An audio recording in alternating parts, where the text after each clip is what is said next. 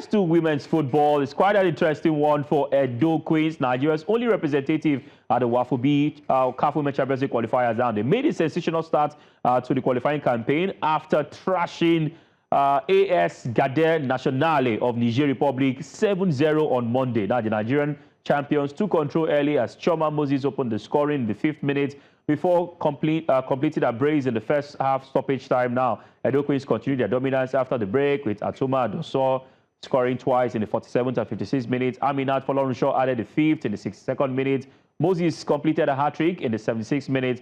Oluwakemi Adegbuyi rounded off the emphatic victory with a stoppage time goal. Now, the result gives Edo Queens huge boost in Group B, which also includes ASEC Mimosas of Côte d'Ivoire and emphatic ladies of Ghana. Now, the referee has, of course, that was how it ended. You can see clips of it on your screen, how the game ended right there in Burkina Faso. Now, joining us at this time all the way to bring us up to speed, how they were able to galvanize this win, get the very best out of the Niger Republic side, is the media assistant of Edo Queens. We have Nosakhare Igunma. Good evening to you. Welcome to the show. Welcome to Game On. For having me. Good evening, everyone in the studio. First off, I must salute your team for what they have been able to do. A team that had Coach Kennedy Boboye as the man who was representing the coach who is currently in Poland. A lot of persons were like, okay, what's going to happen? How is it going to be like? But you took the bull by the horn and got 7 goals against the Niger Republic side. Take us through how this happened and, you know, how Kennedy Boboye was able to psych the ladies, knowing fully well that he's used to male football. Well, this wasn't a one sudden decision. No, it wasn't. It was weeks of preparations, and the girls were camped for over 3 weeks, so if not more, if I'm not mistaken, by the management of the team, and Coach Kennedy Boboye was with them. Before now, we already know that the national team coach, Coach Moses Aduku, who is the head coach of the team, will not be joining the team for the WAFU-B, which of course is currently going on. And so the management of the team thought it wise to just employ or transfer the tactics and the technical know-how of the better insurance coach, talking about Coach Kennedy Boboye, joining up with the assistant just to solidify whatever Coach Moses Aduko and his assistant and his coaching crew has built. And exactly that's what led to the result you witnessed today. So it wasn't just an instant decision that happened overnight. It was a well carefully thought plan and executed. All right, there's this saying that, I mean, especially in Nigeria, when we get good results in the first game, there's a bit of complacency going into the next game. I mean, after the game, what did the coach tell the ladies? Knowing fully well that we still have emphatic in the team, in the mix. There's also ASEC Mimosas, at least, you know, before now. And then also, Moses Aduku, was he involved in this game? I mean, did he place a call to the ladies from Poland to psych them up or to even watch the game or see what his girls are doing?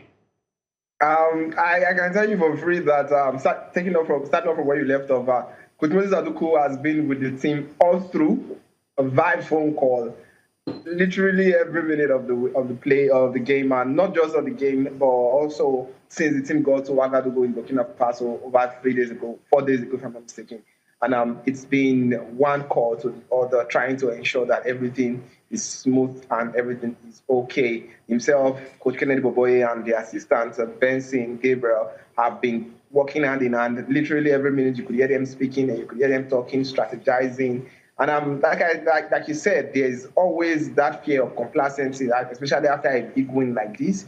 But one thing I can assure you all that I witnessed today was the fact that not just the coach, Kennedy Boboye talking, Coach Moses Aduko also spoke and called the girls, put a call across the girls and let them know, we've not won. You don't win a championship by winning 1 game.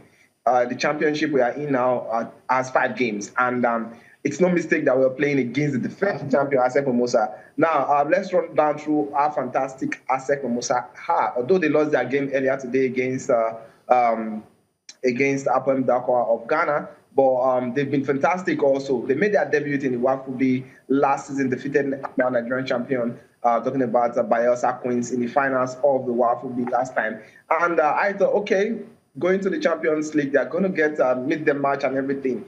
I can confirm to you that that team played to the finals of the CAF Champions League and they were defeated only by AS of Morocco, AS of Morocco, the eventual champion, and that attests to you, that can show you how the quality they have in their ranks. And they have 5 of their players in the women's national team in the just concluded Women's African Cup of Nations. So we are well aware of the threat ASEC Mimosas poses, and I can tell you for free that the girls are not taking their eyes off it. There is no complacency. Okay.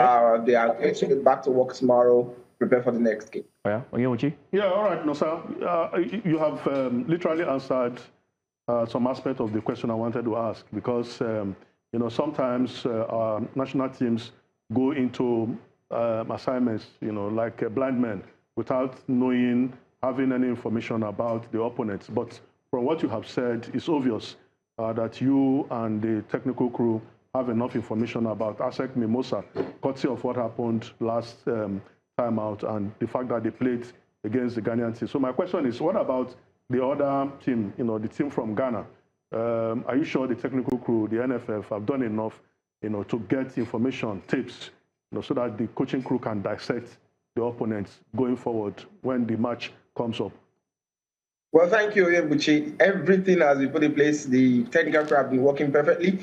Not just ASEC Mimosas. I can also give you a little rundown of what the information I know, not what the technical crew knows about Atume Doosuur of Ghana. But kudos to the management of the team led by Honorable Desmond Inabule, who is the chairman of the Sports Commission. And preparations for the girls and the technical crew has been fantastic.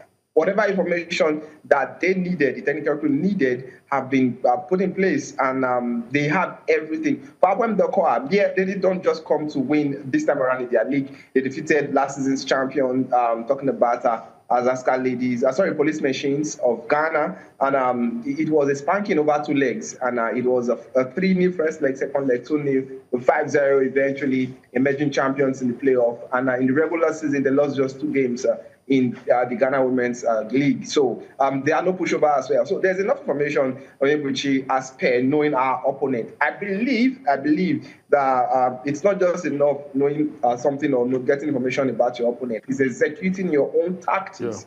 Yeah. And of course, your girls being able to deliver and taking their chances on the day.